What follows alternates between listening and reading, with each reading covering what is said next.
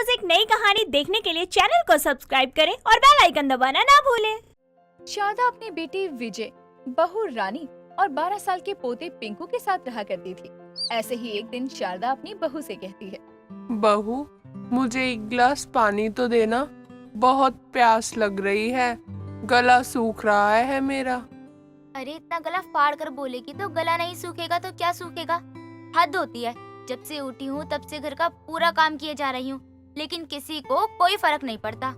पता है बहू थक जाती है, लेकिन इस बेचारी बूढ़ी पर तरस खाकर एक गिलास पानी दे दे। नहीं, मैं नहीं दे सकती। अगर इतनी ही प्यास लग रही है तो खुद से उठकर पी लो। जब देखो ये कर दे बहू, वो कर दे बहू, मानो तो इनकी नौकरानी हूँ जैसे। अगर मेरे बस में होता तो मैं खुद चलकर पानी पी लेती। मैं अंधी हूँ और बूढ़ी भी हूँ, तू समझ सकती है ना बहू। बहू, इतनी लाचार हूँ मैं। अरे लाचार वगैरह कुछ नहीं हो आप, बस काम चोरी कर रही हो। अब तो मन उठ गया है इस घर से, पता नहीं कब सुकून मिलेगा मुझे। क्या लाचारी आ गई है मुझ पे। पहले मेरा बेटा एक आवाज लगाने पर मेरे हर काम कर दिया करता था, और अब ऐसा कि मुंह फेर कर चला जाता है जैसे कि मुझे जानता ही न हो। उफ, ये बदलते रिश्ते। शारदा अंधी थी और उम्र के साथ उसके हाथ पैर ने भी काम करना बंद कर दिया था। शारदा अकेले खुद से बातें कर रही थी, तभी वहाँ पिंकू आता है और दादी को पानी का गिलास देते हुए बोलता है, दादी ये लीजिए पानी, आपको बहुत प्यास लग रही है ना, ये लीजिए मैं आपके लिए पानी लेकर आया हूँ। आप ना चिंता मत करो, मैं हमेशा आपकी मदद करूँगा दादी। अरे मेरा बच्चा, बस तू ही तो है जिसको मेरी फिक्र लगी रहती है, वरना यहाँ तो हर कोई बदल जाता है, चाहे वो खून का रिश्ता ही क्यों ना हो। दादी ये खून कैसे बदलता है, और हमको कैसे मालूम होगा कि हमारा खून बदल गया है? अरे मेरा बच्चा, तू अभी छोटा है, तुझे कुछ मालूम नहीं है कि खून के रिश्ते कैसे बदलते हैं। लेकिन तू ऐसे कभी मत बदलना। अगर तू बदल गया तो तुझ में और तेरे पिताजी में क्या ही फर्क रह जाएगा। अरे दादी, मैं पापा कैसे बन सकता हूँ, मैं तो पिंकू हूँ ना। दादी रुको, मैं आपके लिए कुछ खाने को लेकर आता हूँ। नहीं बेटा, मुझे कुछ नहीं चाहिए, तू मेरे पास बैठा रहे, मेरे लिए यही बहुत है। दादी आप किससे बात कर रही हो, मैं तो यहाँ हूँ।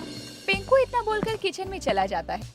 जब वो खाना लेकर अपनी दादी के पास आ रहा था, तभी रानी पिंकू को बुलाती है और उसे बोलती है, बेटा पिंकू, ये खाना तू खाएगा मेरे बच्चे, भूख लग रही है ना मेरे बच्चे को? नहीं माँ, ये खाना दादी के लिए है, उनको बहुत भूख लगी है, इसीलिए मैं उनके लिए खाना लेकर जा रहा हूँ। माँ जी, माँ जी, आपको जरा भी अक्ल नहीं है क्या? छोटे से बच्चे से खाना मांगती हो। हे भगवान, अगर मेरे बच्चे को भी चोट लग जाती ना तो क्या होता मेरे बच्चे का? मेरे बच्चे से काम करवाते हुए आपको शर्म नहीं आती? लेकिन बहू, मैंने तो पिंकू को कुछ बोला ही नहीं है कि मुझे भूख लगी है। वो खुद मेरे लिए खाना लेने चला गया, मुझे पता ही नहीं चला कब वो मेरे पास से उठकर बाहर खाना लेने चला गया। माँ, दादी की कोई गलती नहीं है, दादी के लिए मैं खाना लेने आया था, दादी ने मुझे कुछ नहीं कहा करने को। अरे अभी से झूठ बोलने लग गया। माँ जी, आपके साथ रहेगा ना तो पता नहीं क्या क्या सीखेगा। आने दे तेरे पापा को, तब बताती हूँ। नहीं बहू, विजय से कुछ मत कहना, वरना इस छोटे से बच्चे को बहुत डांट पड़ेगी। मुझ बुढ़िया की बात मान ले बहू। अरे आप ही तो हो इस घर की सुख चैन छीनने वाली।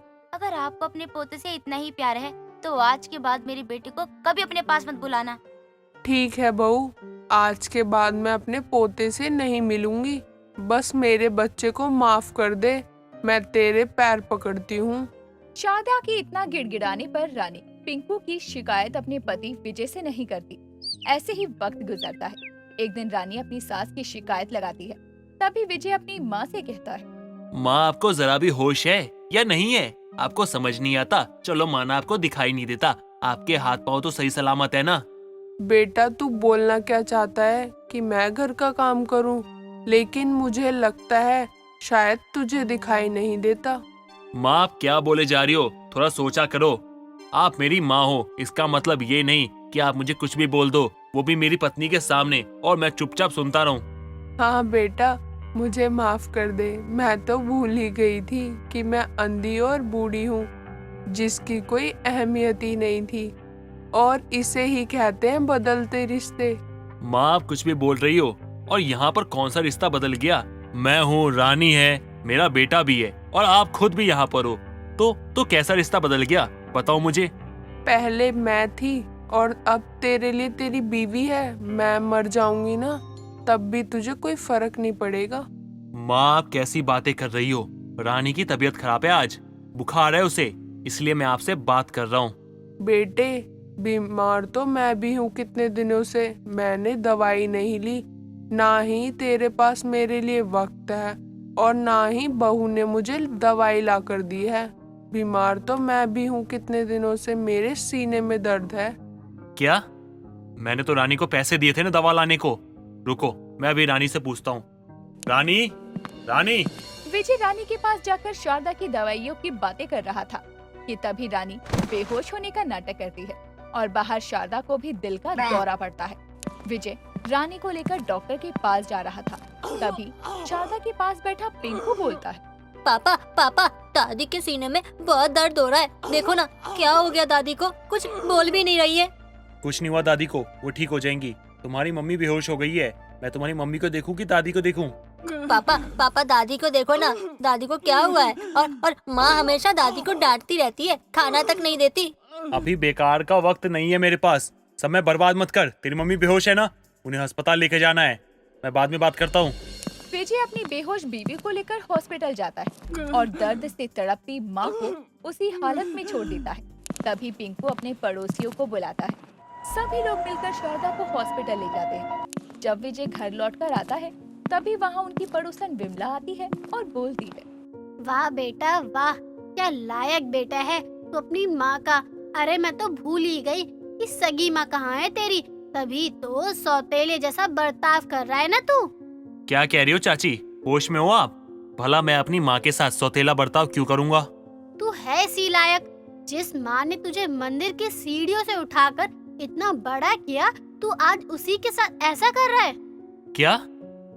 मंदिर की सीढ़ियों से उठाया था मुझे?